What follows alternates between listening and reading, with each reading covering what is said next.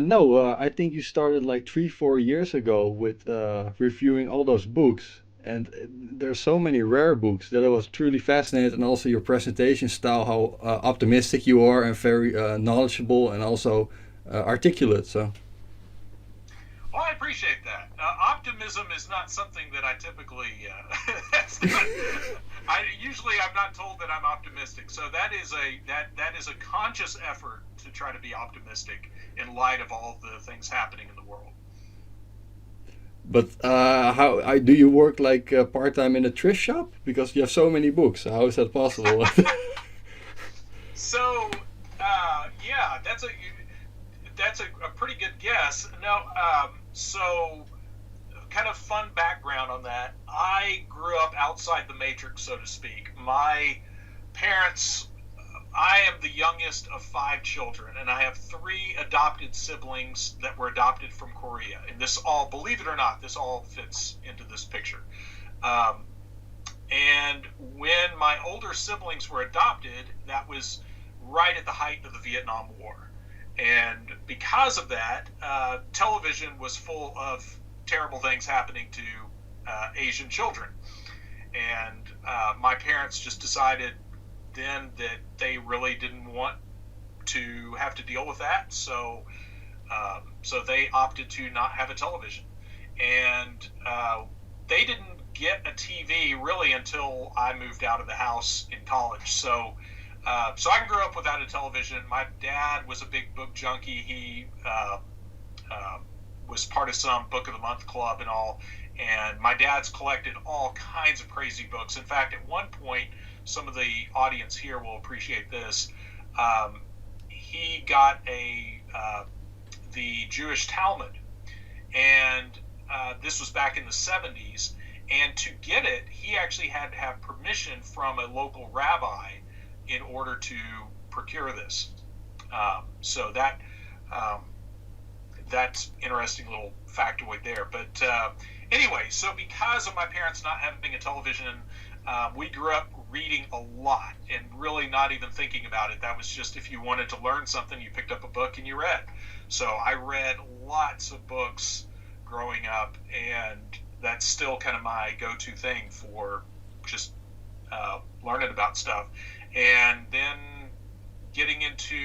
I was a professional magician in high school and college, and started reading up more on magic theory and things like that. And then I kind of went dormant for a while until my ex-wife was the one that really, in my effort to try to prove her wrong, I started studying up on some of these topics, and much to my dismay, found out that there was a lot of stuff she was right about. So, I don't know if that's kind of a rambling response to your question. But. No, that doesn't matter. But I did not see you reviewing a book from author Alex Constantine.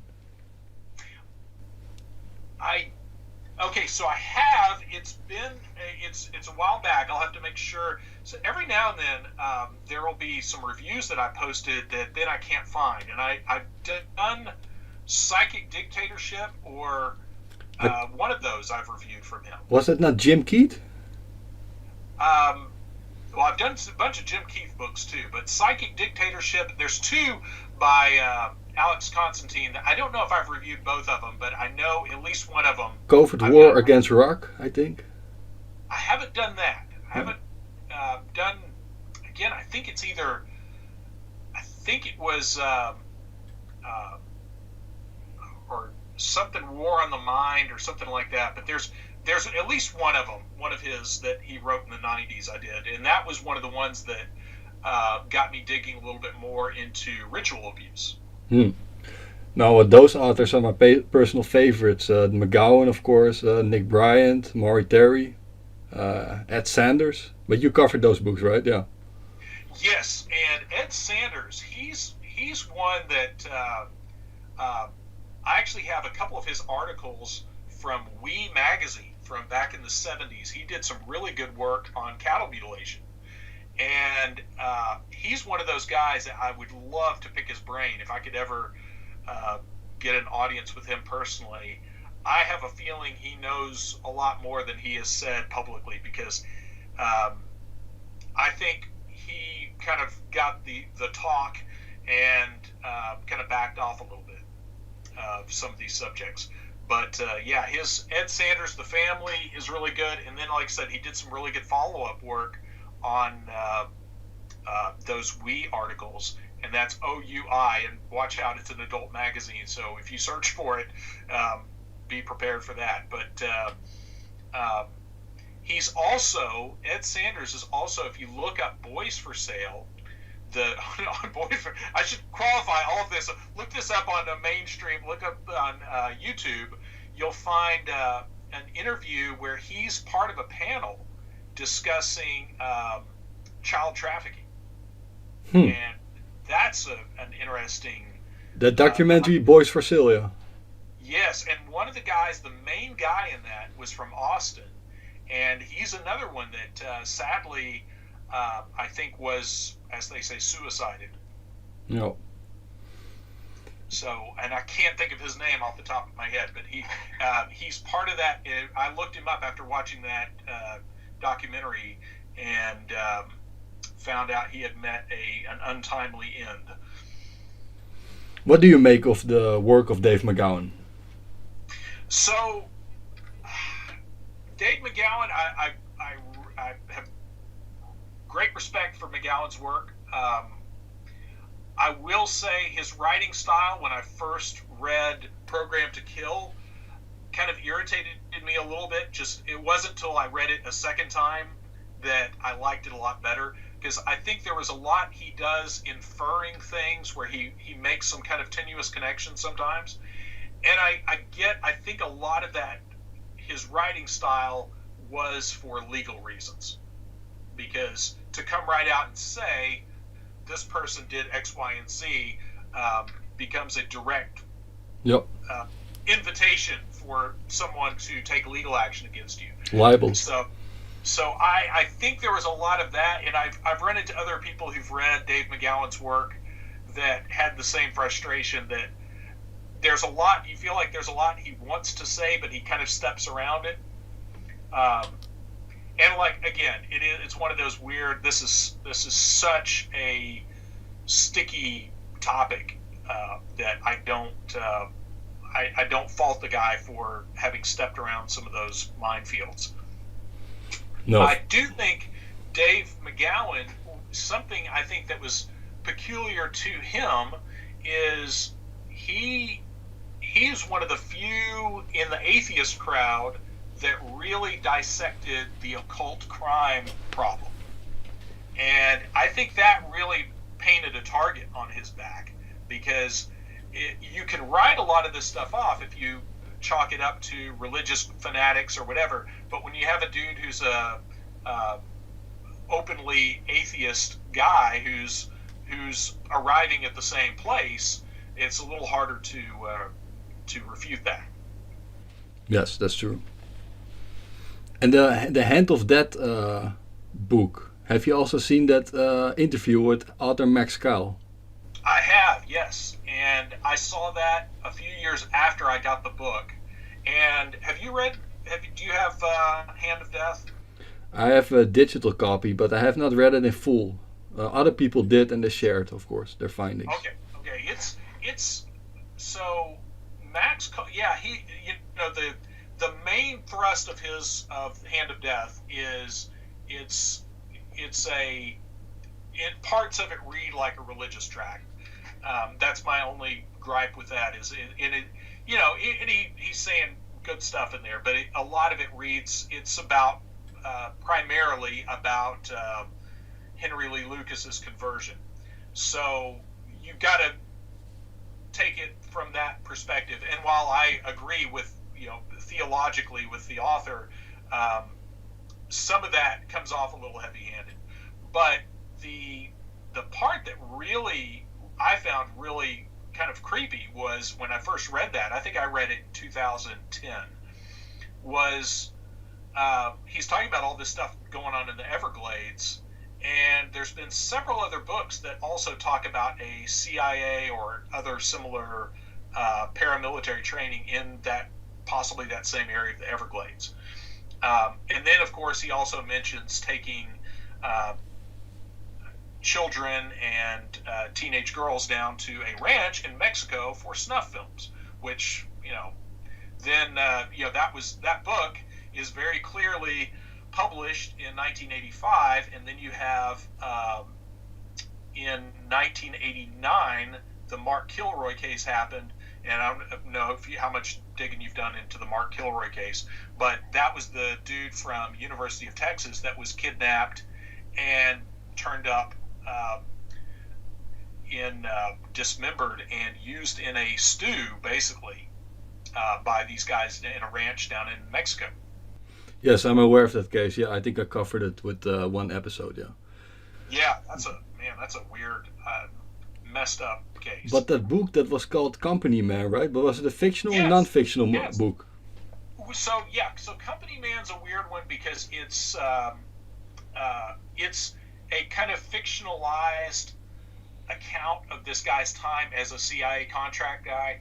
So he fictionalizes some elements of it, but overall it's more the fiction part is basically to protect his identity. So yeah, that's a good one. And he changes the name ever so slightly of a few key CIA places like Camp Perry and stuff like that. But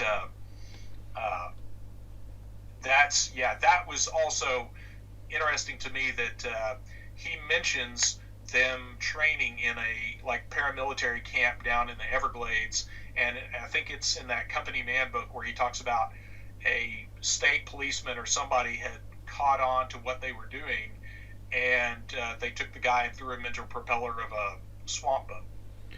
So yeah, it is really insane how much connections the Hand of Death cult have with other serial killers. You have Jeffrey Dahmer, you have Jared John Schaefer, you have even Ted Bundy.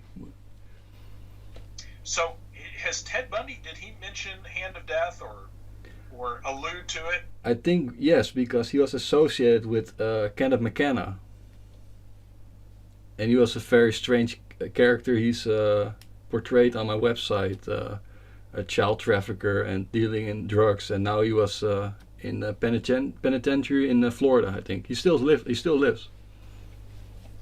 That's the kind of funny thing too, is how you had both, and I'm hoping I'm using the right language here, but both Henry Lee Lucas and Otis Toole both had their death sentence commuted by, I think, Jeb and George Bush. George W. Bush, yeah. Yeah, and it's like, that's a funny thing for, if you being a Texas guy, George W. Bush had no qualms with putting people to death like it was going out and riding a bike. So the idea that he suddenly got compassionate about Henry Lee Lucas is a curious little tidbit there. No, but I really was thinking that Dave McGowan was on the solid grounds with this whole presentation. That, of course, some of these serial killers are acting completely on their own, and maybe have committed murder just completely on their own with their own motivations. But I think for a majority, all of these killings are planned. They're not random. They're they're all hidden agendas behind it, with child trafficking, drug trafficking, snuff movies, private companies, corporations. Yes, definitely. That's I know on the this is where that overlap with ritual abuse comes in. Of sadly, all the weird occult criminal behavior with children gets where it gets really bizarre. But yeah, I agree completely. The more you start peeling back the layers on some of these things, you can't help but see, some of these guys, I think, were at the most innocent level providing contract murder services. And I think that is the most, innocent reading of some of those murders, and then it goes darker and darker from there. When did you start seeing the video series on YouTube, you think? Oh, your series? Yes. Oh, good night. Probably not long after you started it. 2009, 2010? Yeah, probably when it was still programmed to kill. Before it became LOL Field and Love. Yeah, I know. No, the name, it's the meaning of, is it LOL, laughing out loud, playing in the field of love. Yes. So you're laughing out loud, always in the field of love. Nice. Yeah, I've been following your channel for a while. You got a lot of good material on there. One of the things that you had the interview with who is it? Dick Gregory. Yep. You've stumbled on. You've dug up stuff that's. I'm amazed some of this how obscure some of this stuff is, and like the Dick Gregory interview where he's talking about the Atlanta child murders. Yes. Now you also read 2 books on that case, yeah? Yes, The List, and I'm trying to think if there's any. There's also an excellent book by Cisco Street Love, but I still have to purchase a copy of that. What's it called? I don't know the title. I only know the author, Cisco Street Love. Cisco. And he was also, I think, allegedly suicided. He was also, Yeah, I would definitely like to look into it because that's one. I was a kid about probably the same age as some of those kids when all that was going down, and I remember that very vividly as that a lot of that was unfolding. So I'd definitely like to look into that. Which, and it's funny. I have at some point I've got a lot of people I would like to interview. It's trying to coax them into going public is the difficult part. But I have some customers and friends and acquaintances that have been involved in various drug activities and Satanism and things like that have, some of them are thankfully removed from that now, but it's, the crazy thing is hearing, how many people really genuinely believe that the 80s was the Satanic Panic, that all didn't happen, that was all hysteria. Again, being a child of the 80s, and that was the formative part of my teenage years was in the 80s, and I knew firsthand people who were directly involved in Satanism and actively recruiting people to get involved in Satanism. And I knew at least one of the major ritual sites that was not far from my childhood home. A place that everybody knew. I mean, it was no big secret. It wasn't like I had special information, but it was called Ranch 111, and around in this area still to this day, if you look up Ranch 111, you'll find all kinds of interesting stuff, and you'll hear, of course, you have the typical chorus of people saying, "Oh no, it was a whole lot of nothing," but no, it was that was a legitimate, or illegitimate, however you want to look at it, but it was a thing, and it was definitely going on. And in the high school I went to, there was a lot of very overt occult and satanic kind of stuff going on. Yeah, of course, you know about the story that Shirley MacGill told and Roy Innes? No.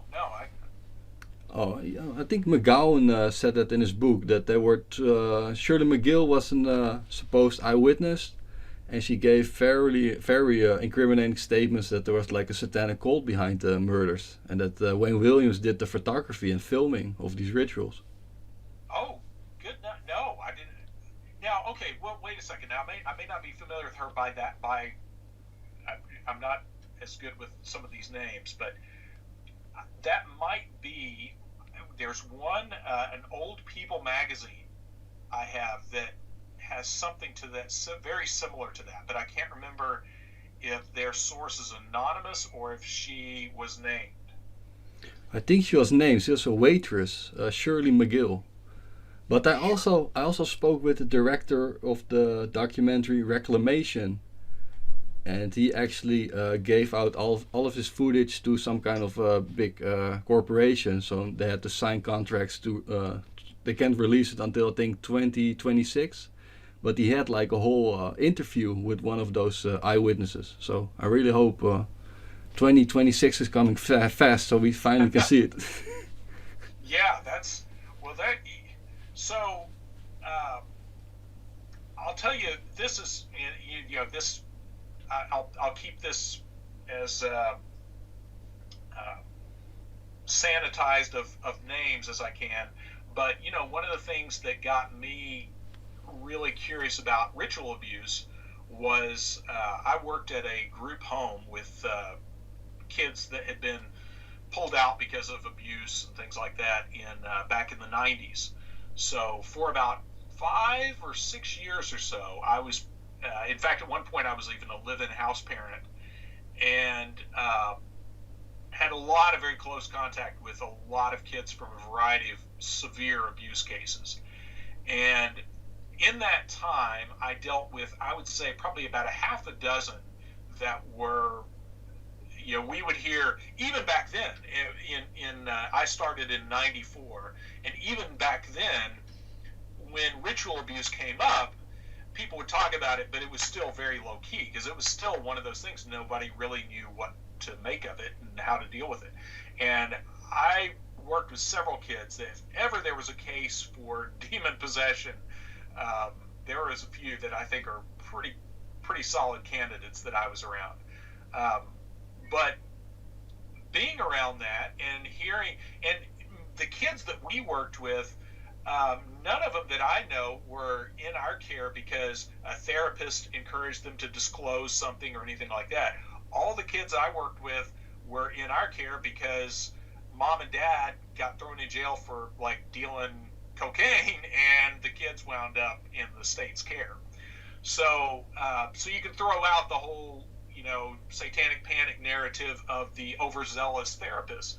A lot of those disclosures didn't come out until sometimes kids were years into the system and felt comfortable enough to actually talk about some of that stuff.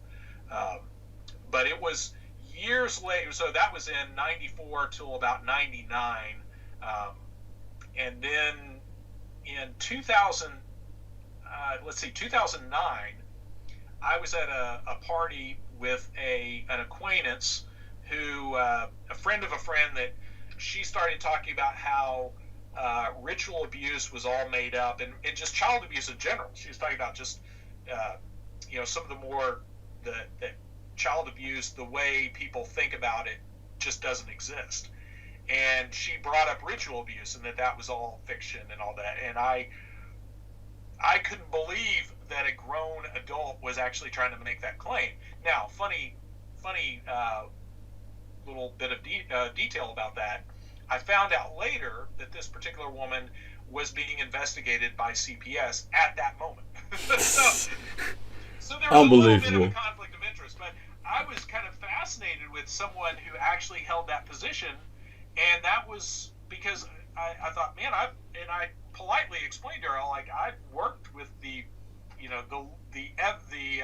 human aftermath of abuse, so I know firsthand that it's a very real thing. So I don't know why you would say something like that. But that was after that party. I went back, and I still have it in Amazon, where I went and immediately started trying to find books on that, because I was like, I couldn't believe that anybody would say. Up until that point, I never sought out books on abuse, because it was just like, I knew it was real. I didn't want to sit and talk about it and read about it. I'd already seen more of it than I wanted to know. And that's what got me. That's how I found Dave McGowan's book. That's how I found Blasphemous Rumors and some of that material. But that's what really got me wanting to dig into, okay, I didn't even realize that this was up for debate. Also, of course, the Franklin scandal, Nick Bryant. Yes, and the Nick Bryant's work, I think, is definitely the go-to book on that. I just got done reading that again, just because I think there's so much in that book that and I think that's such a good, up-to-date treatment of the topic that I think that's for anybody that's a serious student of this kind of stuff. I think that Nick Bryant's book, I think, is, if I was to pick one out as a, you know, standalone book, I would say Nick Bryant's work. Yeah, I also own a copy. I think I was only 20 or 21 when I read it, but it was my first real book about real power brokers and corruption and pedophilia. Oh yeah, and that's you know, that's a dark that's a dark rabbit hole to fall into. So, but it is a good thing. It is a good thing that the documentary was eventually leaked. That they forbade on television. It did make the internet. So yes, the rough cut. That's one of the things there where I have to say there was a golden era of YouTube when YouTube first launched in 2005, 2006, somewhere in there. Yeah. Where there were things on YouTube right up until I would say probably around the time of ElsaGate. I don't know how much I don't know if you digging into all that, but don't think so. But ElsaGate was really the point at which I think where a lot of that stuff started getting pulled down quick, because then they were able to say, oh, it's inciting violence. ElsaGate was around the same era as Pizzagate. Hopefully that doesn't get you censored if you need to call it pasta fence or something. We sometimes on my channel I refer to it as a pasta fence. One of the somebody brought that up, and I've used that ever since, just because Pizzagate will get you flagged for inciting violence just saying that. So just FYI. But ElsaGate was, people had figured out that there were videos that looked like children's videos on YouTube, but they were very sexualized and very sadistic content. But they were all geared for it, and they were all showing up on the YouTube Kids apps. And if you search like Spider-Man, Elsa, and stuff like that, you would find these videos, and they were really bizarre. Like, all of them had themes like scatological themes of like involving bodily fluids and injections, and Elsa having Spider-Man's babies, and weird. Some of the stuff was like mixed in with the some of those searches you would do. You would also find like really graphic, like sadistic, violent videos but they were all designed to pop up in searches for like Elsa and Spider-Man and stuff like that. And that spawned a whole grassroots effort to really figure out, okay, who's behind all this. And then around that time, that's when YouTube started sanitizing a lot of that. Yes, that is insane. But I remember the happy times in 2006, how beautiful YouTube was. Yes, it was a magical time there. I remember just for a few years there where you could just sit and you could put in search 9/11 videos, and you could find some of the original footage, you could find documentaries, you could find just about anything on there. Yeah. So it's like an audio-visual encyclopedia. Yes. So, who knows? Maybe Rumble or BitChute or one of those will pick up where YouTube has dropped off. But are you on Rumble or BitChute or one of those? I'm on BitChute and on Odyssey and archive.org. So Odyssey, I know. What exactly is Odyssey? I think it is Odyssey library, and it works also with a sort of cryptocurrency with videos. Okay, but I might have to check that out. I need to set up on another platform other than YouTube, because I had a friend that explained to me the other day that because I show my face in my videos, that could be one of the things that is causing me problems in the business world, because facial recognition. But so, I think you should try Rumble. I think Rumble is good. Rumble? Yeah, I've got an account with one of them, but I haven't started setting up stuff, so maybe I'll go do that. Can we? So Yeah. just out of curiosity, I'm curious, how did you wind up curious about this stuff? What you said the Franklin book, but what made you curious about the Franklin book?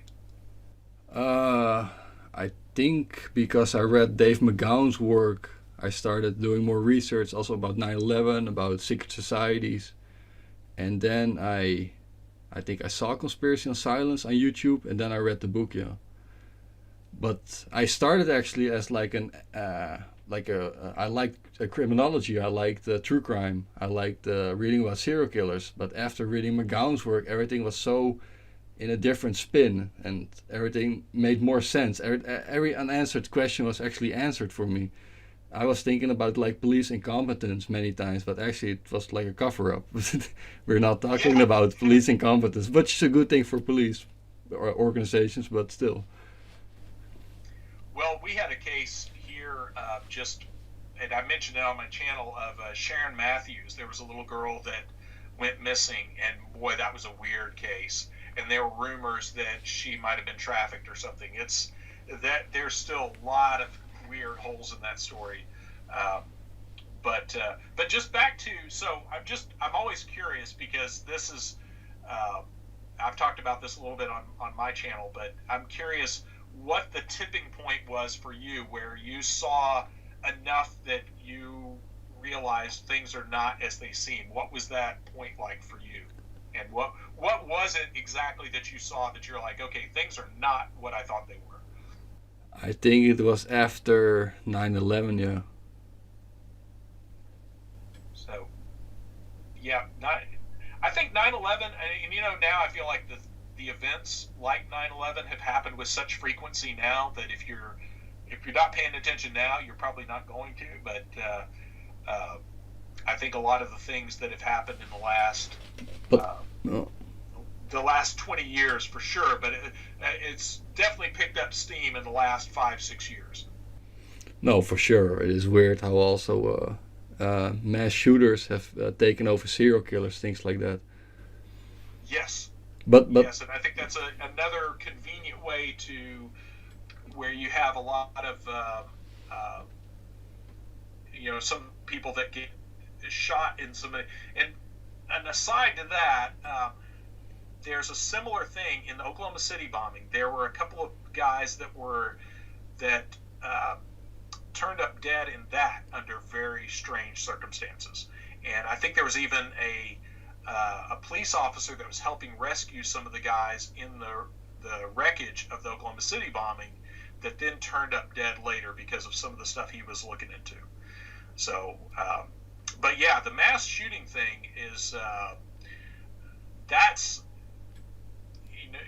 I lived in Edmond, Oklahoma back in 1986 when the first post office shooting happened with I think his name was Pat Sherrill, and I was 13 at the time when that happened, and that one really bothered me. Of course, a 13-year-old and there's a mass shooting, that's obviously very confusing. But I remember even as a 13-year-old kid, there were certain parts of it that just were like, something's not right with this. Like this just, I mean, the idea that the guy just took some guns from the National Guard armory and then showed up at the post office, like that just doesn't seem like that should be possible. But I've not heard about that case. Maybe I should delve into it, make a video.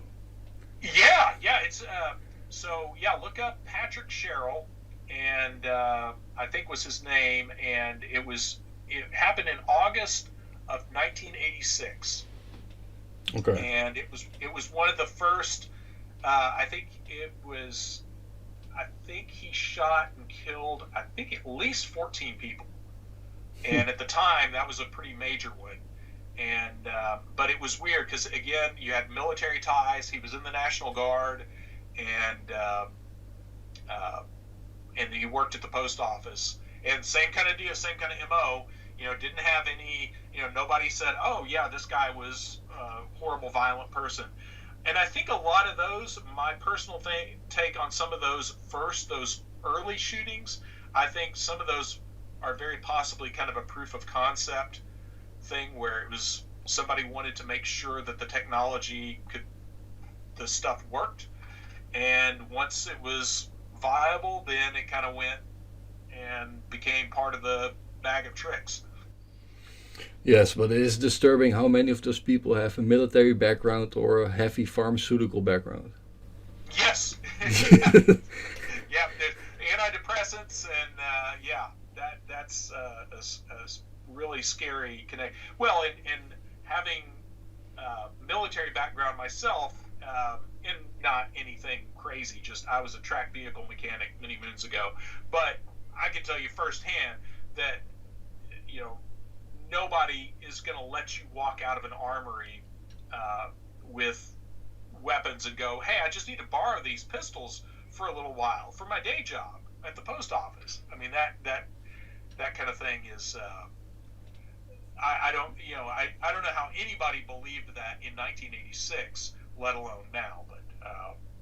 But yeah, there's another shooting. This is one that I would definitely look into. Would be good fodder to look up and do a deep dive into some of the newspaper articles, because this is another one of those things. I got my hats off to you.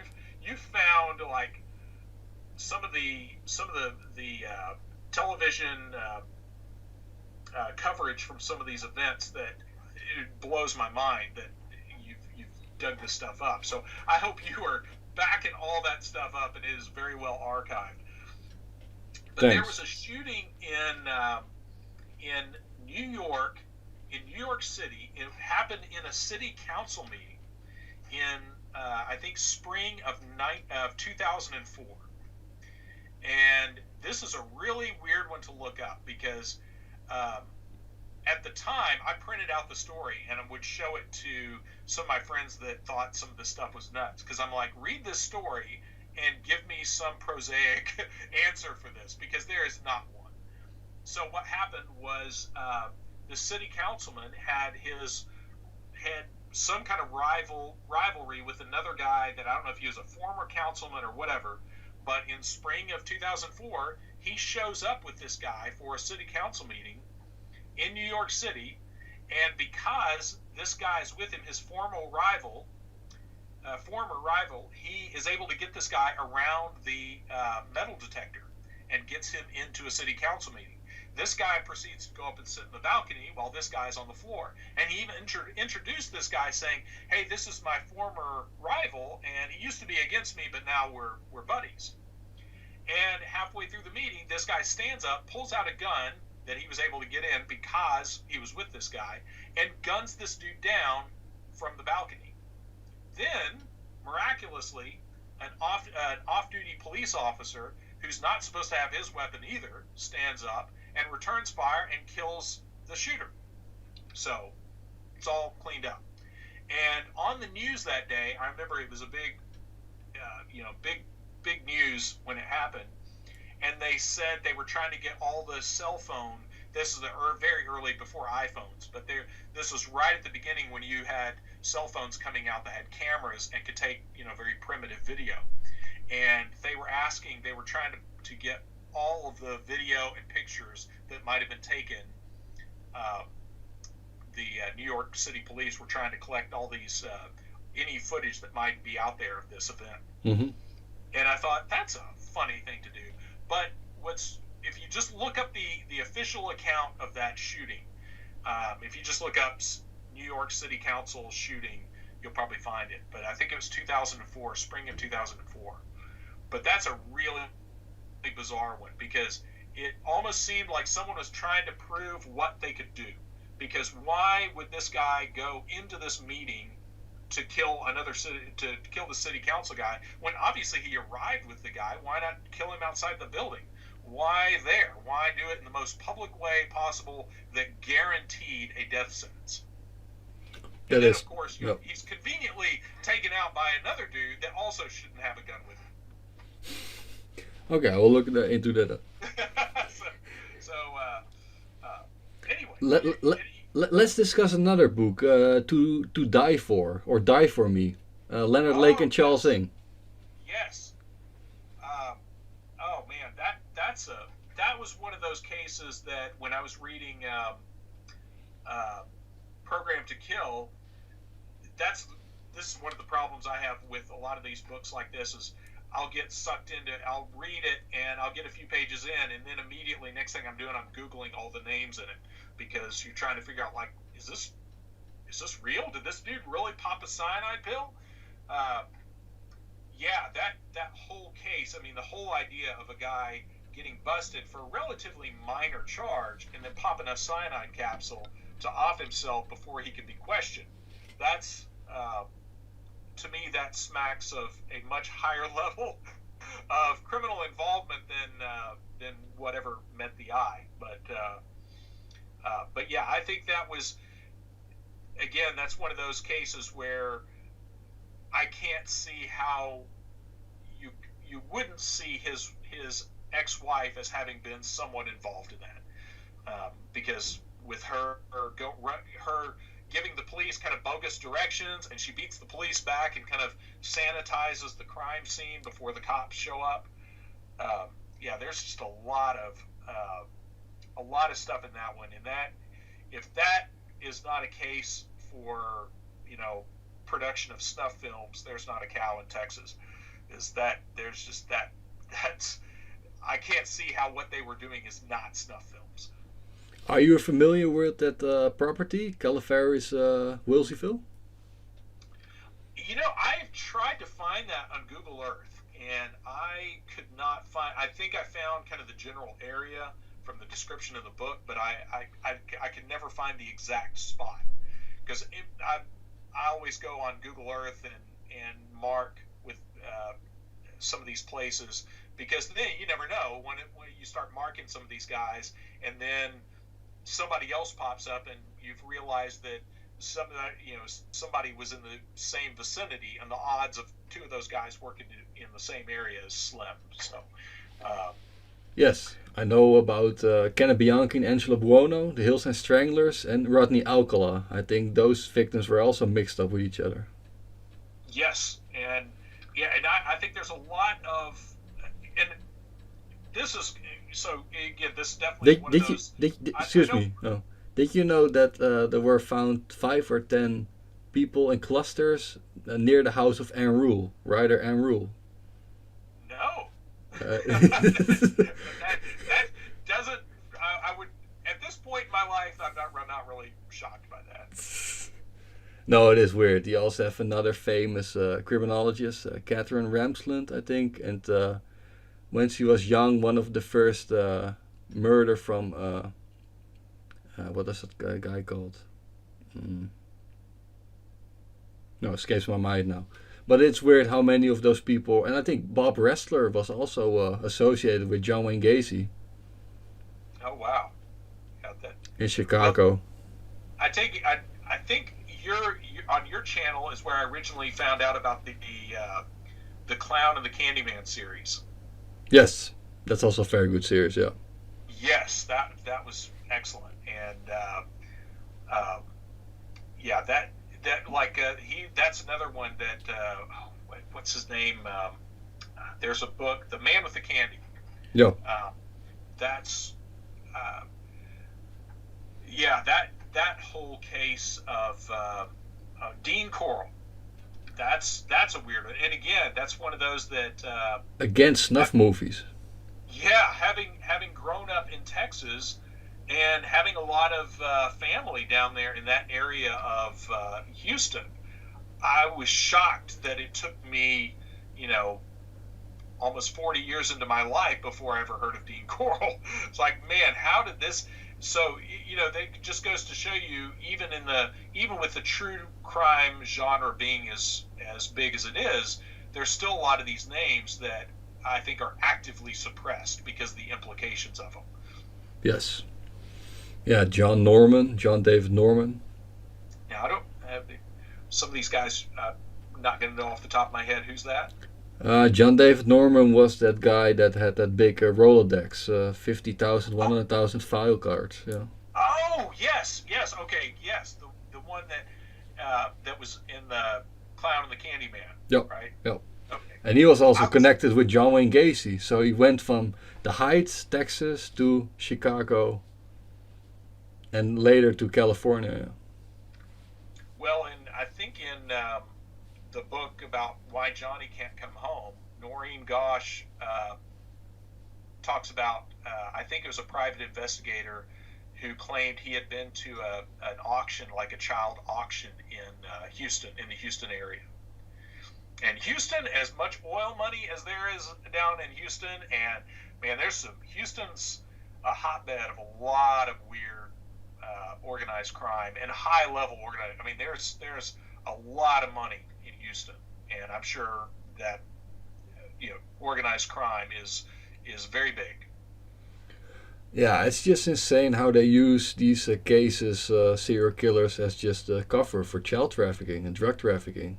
That's what they do, and they also try to terrify the general public with these are random killings, just spontaneous, and in many cases we know it isn't. It is not random. These victims were already in some kind of enterprise and were blackmailed. Not everyone, of course, but most of them. It is calculated. It's not random. Well, and I think you've actually posted some of the news coverage about the BTK guy. Yeah. And some of the stuff with him, because yeah, he's another one that and it's not. I mean, what happened, what he did, or all those murders are horrible for sure. But it is kind of funny. Every time I see a picture of the BTK guy, he looks like a guy that's like, really? I'm the guy that got to be the patsy? Like, he looks like a dude that's just, like, so done with it. Like, he knows he drew the short straw, and now he's the dude that's the public face of it. I think there's also one interview available that they ask him, "Are you BTK?" And he's saying, "I'm BTK. I'm the one everybody's looking for. Believe me." Yep. And it's a shame now. There's such an effort to kind of undo Maury Terry's work, and I think that's a shame. I'm not saying his research is the high holy standard of research, no, but he did a great job of pulling back the veil on a lot of occult criminal stuff and explaining the thinking of how some of that kind of stuff goes down. So It's unfortunate that he's kind of become a lightning rod lately for people wanting to shoot that down. No, I love Maury Terry's work. The Ultimate Evil was one of the first books that really got me going into this research. And I also saw that Netflix documentary, but I didn't thought it gave him much share. That's a little bit sad. It started good, but later was portraying him as some kind of lunatic searching for never-ending questions. But I don't know. Also don't know what that the trip is from Manny Grossman. He started very well in the beginning. I loved seeing his videos and his touring, going to places and asking questions. But he also inspired out of to really discredit the work and not really it is weird. Yes, and I was the same way. At first, a couple of videos that popped up from him, I was like, oh wow, okay, this dude's digging into it, and it almost seems like it was that was the whole point all along, was to sandbag all of. Yeah. But that definitely that's unfortunate, because I think that he's done a good job of casting just enough doubt on Maury Terry that I think a lot of people now will pop up on my channel and be like, oh no, that's all discredited. And it's like, no, it's not quite that simple. I mean, all of this stuff is, just like what you and I are talking about right now, there's a lot of this that you speculate until you know. And there's a lot of this stuff that, will we ever know for sure in our lifetime who really did some of the things, or why they really did some of the things we know happened? Who knows? But we're not going to get anywhere with official sources, unfortunately. No, but of course a lot of things are documented, and there are all names being provided in the book, and if you look up everything you can find a lot of things. So no, but it's just stupid if someone is just then saying it's all bogus, and it's I don't know. It's it really Well, shows they have a different agenda, I think. yes, definitely. And that my one gripe, if I was to say anything ill of Maury Terry, it would be this. It's like, dude, why did you write that book without an index? Like, he needed a subject index. If that I would love for someone to go back and edit program or Ultimate Evil and put a really good subject index in there. Yes, Um, that is true. outside of that, I've got actually two copies of it. I've got the one, the update, not the newer one that I think is kind of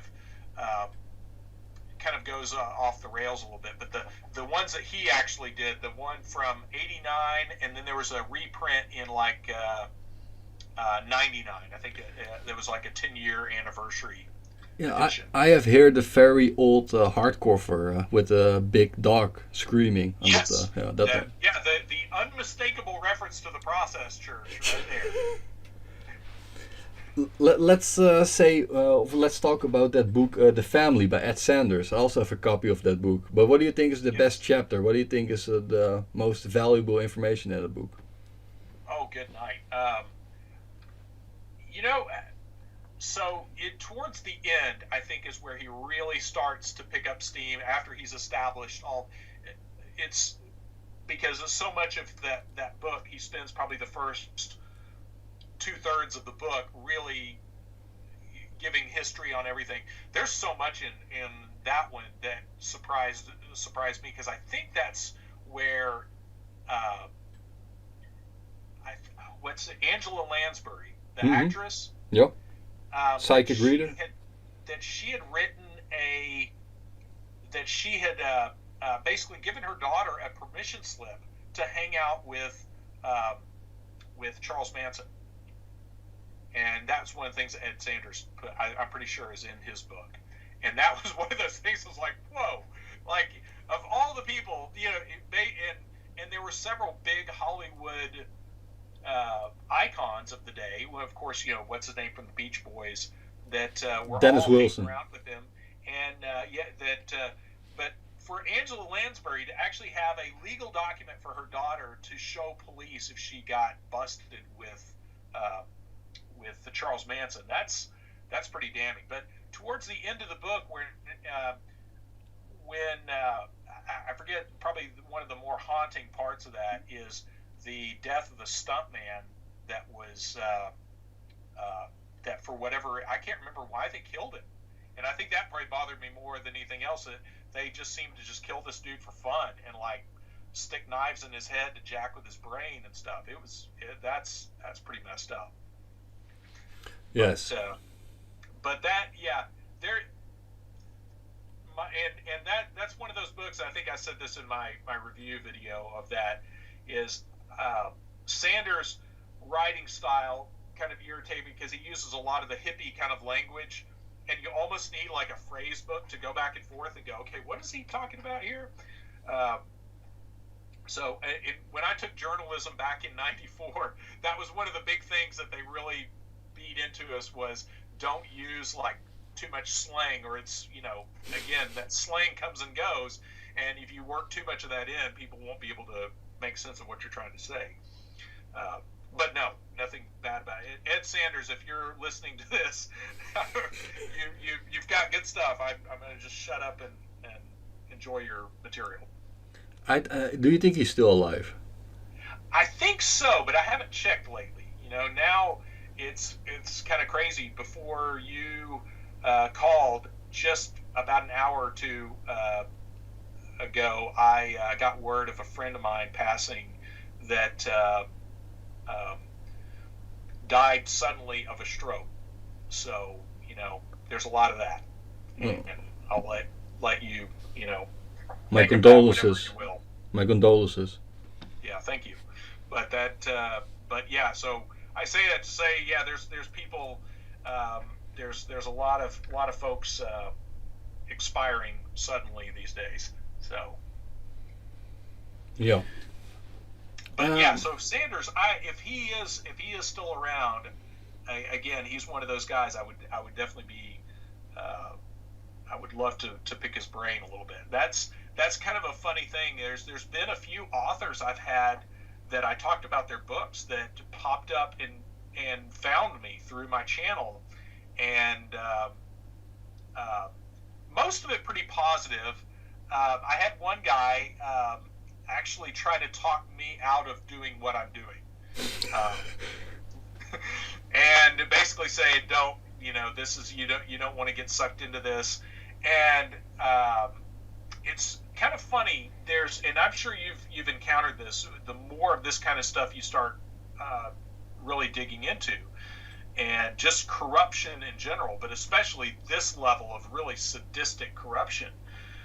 If you have any political sacred cows, they're gonna fall, and you're gonna be sad. You're gonna be upset. Your political party is not what you thought it was. And I think there's a lot of guys, and this particular author I think falls in this camp, where their personal politics wind up conflicting with their search for the truth. And they wind up in this very difficult situation of, oh, do I remain a loyal, Democrat, loyal Republican, loyal liberal, conservative, socialist, whatever, or do I continue my deep dive into the truth?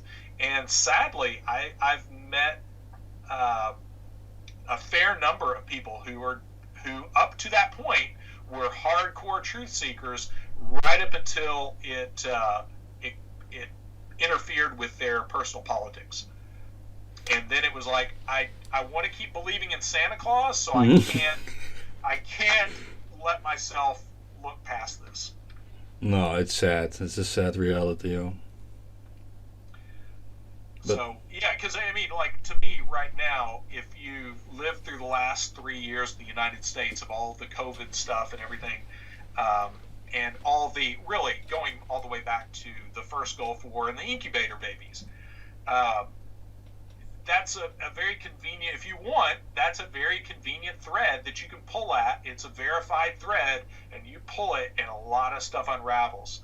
And, but I think I know a lot of people that are good, sincere, decent people, but when they start pulling on that thread and they realize where it goes, it's like, man, I really don't like this. I really like the world where Dan Rather is my buddy, and, the celebrities are awesome, and I'm going to go back to that world. It's kind of like that scene in The Matrix, where the dude's eating the steak in the simulation, and he's like, I know this steak is fake, but yet it's so delicious. I know, tell me about it, yeah.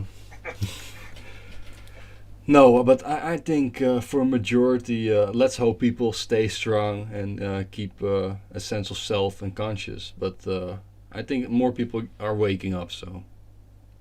I do too. I had, just in light of some of the crazy stuff happening in the world right now, I've had a few of my customers come and approach me and say, hey, I know you're a safe guy to talk to, so I want to tell you X, Y, and Z about this. So, there is a silver lining. There is, I do think there are more and more people waking up to some of the foolishness.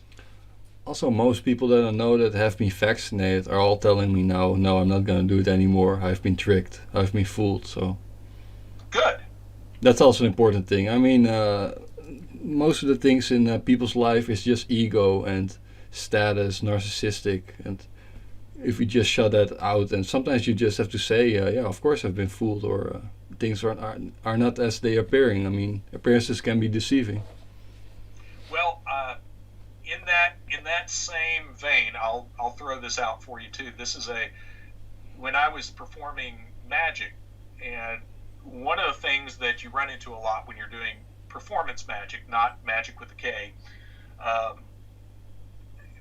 a lot of people see that as an assault on their intelligence. So you inevitably run into the dude in the audience that he sees this as like a personal attack on his intellect, that he doesn't know how you did trick X, Y, or Z. And the way magic works, and really the way deception works, is it's using your preconceived ideas, and a lot of times it's using your education and your intellect against you. So it doesn't mean, to be fooled doesn't mean you're stupid. It means someone was calculating and used your worldview or used things around you in a way that fooled you. And I think that's important for people to realize, is that being fooled doesn't mean you're stupid. It means that someone worked sometimes very, very hard and put a lot of effort into fooling you. And like you're saying, it's not it Shameful. shouldn't be an ego thing to step back from that and go, yeah, I was fooled, and now that I know that, I'm going to take efforts to not be fooled again. No. No, I felt a little bit during Corona that everybody was like that character in Shutter Island, Leonardo DiCaprio. I felt like that. Yeah. Now you're in Belgium? Yes. Is that okay? So I don't know what it was like over, but yes, it was very 1984-esque here in the States. I mean, some of the stuff was just so. I had an employee at the time that tried to get us in trouble with the state. Some of the stuff was just, it was like a snitch culture that I never thought I would see in my lifetime. The most scary things was actually being on the street or on a busy public area, and there was literally no one. You were the only one walking around. That was really creepy for me. That I was really thinking, is this a dream? Am I dreaming? Is this reality? Because normally there are hundreds of people here, but now there was not a single soul here, and I was just walking there. So in Belgium, how are you guys affected by all the stuff happening in Ukraine and all that right now? Yeah, I think for the most, of course, war, and also prices has gone up. I mean, is it also in the States? A lot of it's unbelievable what you're paying for things. I mean, for just menial things, mundane things. Oh yeah, our prices, and we're a supplier. My day job, I'm a supplier of a lot of raw materials for manufacturing, and that some of the prices have almost doubled. Now I'm going to tell you this, and I'm going to tell you this kind of off the record, so don't put this in there. I might save this for later. You can file this, but this is some interesting information for you. Let's save it, and then let's save that. Okay. All right. Well, remind me about my day job connection to some of this at another point, because I'll try to figure out a way I can put it out there without getting either of us shot. Okay. No, I noted it down. Let's speak only about the last book, Chaos, by Tom O'Neill. You also read that, I saw. Oh, yeah, Chaos. And Chaos was really good. And I followed him on Instagram now. Every now and then he'll post some follow-up material to that on his Instagram page. So that's really interesting. It's one of those books that kind of like Ultimate Evil, that he's figured out he's uncovered a lot, but he hasn't really gotten to a solid conclusion from it all, of the why of it all, and I think every human being with a pulse wants there to be a nice, tidy, wrapped up package of information in a book like that, and it's not, but I think it's a step in that direction, and I think it's a really important step in that direction. And the work he's done connecting like Charles Manson and who's was it Louis Jolyon West, the Dr. West? Mm-hmm. Yep.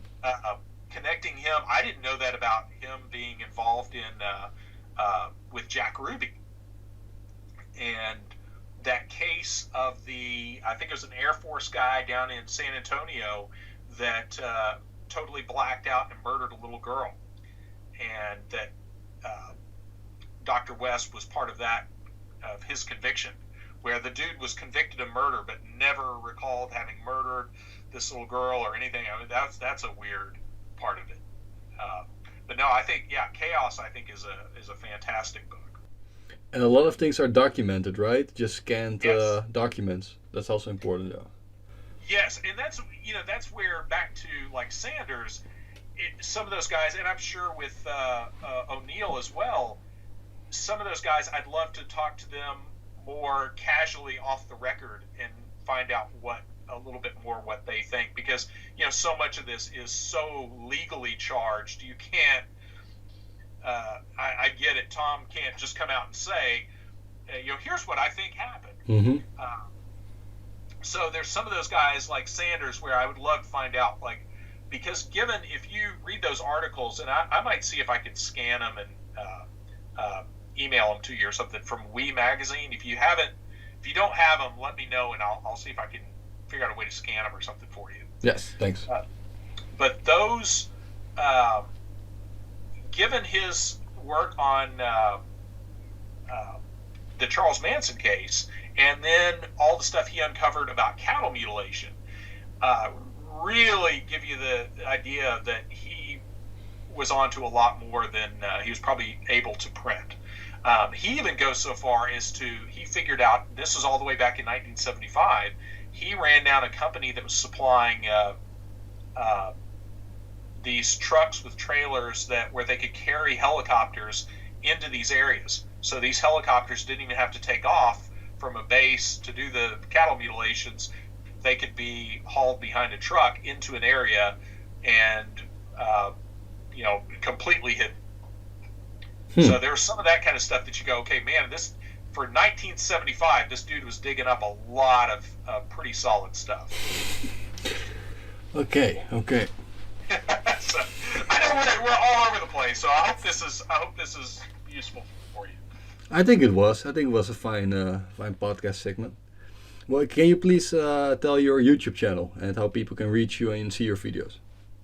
Yeah, okay, so my YouTube channel is Interesting Books Reviewed, and and I go on there and review books, and mainly this kind of parapolitical topics, like again, a lot of I'm a big fan of Program to Kill stuff, and a lot of stuff that dovetails with your channel. So the only thing, I will say this, after my recent, I still have yet to figure out just how much of what I've experienced is direct retaliation for some of the stuff I've been sniffing around in.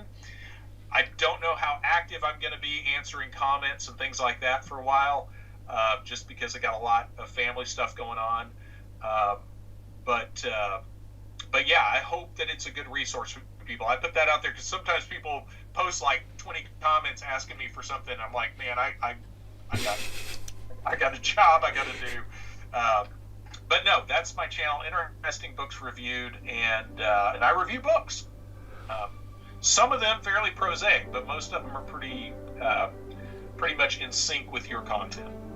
Nice. No, we are extremely grateful for your time. Can I use your first name, actually? Yeah, you can call me Mitch, yes. Thank you so much, Mitch, for this conversation. And I hope maybe we can do this again sometime, and maybe a little bit more scripted, a little bit with more cases and names, and that we not go all over the place, of course. Yeah, definitely. Well, and I've got some. There's some personal research that I'd love to get out there, and you're a good conduit for that. So, anyway, but yeah, good talking to you, Patrick, and good to meet you, and finally talk with you directly. Like I said, big fan of your channel, and keep up the good work on your end too, man. Great stuff. And I don't know how you're finding some of that, but keep it up. It is incredible. Sometimes I'm reading a whole book, or I'm listening and seeing a whole compilation of 1.5 hours, and I only have like 30 seconds or 1 minute of footage. But still, it is worth it. We have to do it. A few pages for a whole book with information. We have to do it. Definitely. Hey, well, good talking to you, and yeah, we'll definitely do it again. If you're game for it, I am too. Yes. Thank you so much. Have a good day. Thanks, you too, Patrick. Talk to you later.